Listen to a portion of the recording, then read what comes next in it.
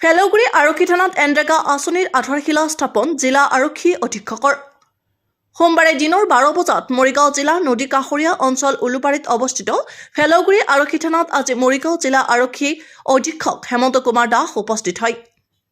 নদী কাষৰীয়া হোৱা হেতুকে থানাখনৰ চাৰিওফালে থকা দ ঠাইসমূহ ভৰাবলৈ এনৰেগা আঁচনিৰ জৰিয়তে পুনৰ থানাখনক এটা নতুন ৰূপত গঢ় দিয়াৰ লক্ষ্যৰে এনৰেগা আঁচনিৰ জৰিয়তে আৰক্ষী অধীক্ষকগৰাকী থানাখনত উপস্থিত হয়।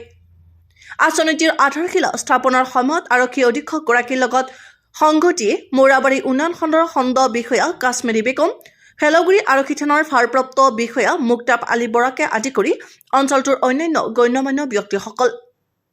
আধাৰশিলাৰ অন্তত ফেলগুৰি আৰক্ষী থানাত কৰ্মৰত আৰক্ষী আৰু এনৰেগা কামত নিয়োজিত কৰ্মীসকলৰ সৈতে খণ্ড উন্নয়ন বিষয়া আৰু আৰক্ষী অধীক্ষকগৰাকীয়ে মত বিনিময় কৰাৰ লগতে থানা পৰিদৰ্শন কৰে। মৌৰাবাৰীৰ পৰা ৰুৱেল আলম ৰিপৰ্ট। খুব আজি ভাল পাইছোঁ, গৌৰৱ অনুভৱ কৰিছোঁ যে আমাৰ যি আৰক্ষী থানা ফেলগুৰি আৰক্ষী থানা ইয়াতে আমাৰ এনৰেগা আঁচনিৰ অধীনত 22-23 চনৰ আঁচনিৰ অধীনত আমাৰ ইয়াতে আৰ্ট ফিলিঙৰ কাম আজি শুভাৰম্ভ কৰিলে।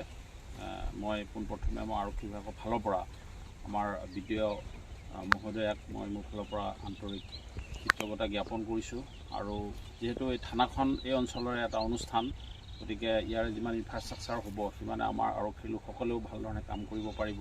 বা যি আমাৰ যিখিনি দ জেগা আছিলে আৰ্ট ফিলিং হোৱাৰ ফলত আমি ভৱিষ্যতে বিভিন্ন ধৰণৰ গৃহ নিৰ্মাণৰ কামো কৰিব পাৰিম ইয়াতে।